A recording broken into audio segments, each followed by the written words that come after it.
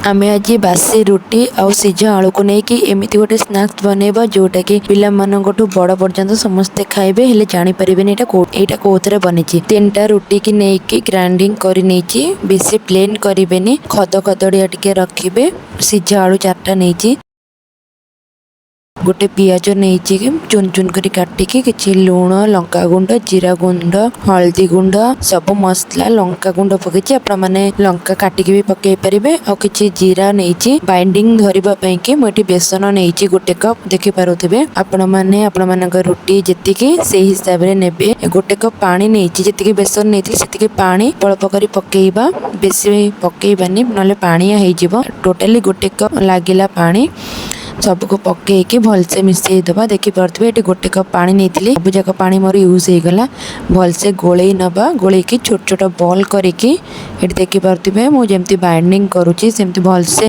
Ball shape नहीं जाऊँगी जहाँ बेसन पकई से ये सबको नहीं तेल रे छाणी नबा। गैस को बेसी हाई रे न रखी सिम रे रखिकी जदि छाणीबे ताले भीतर भलसे हब नले हब नहीं।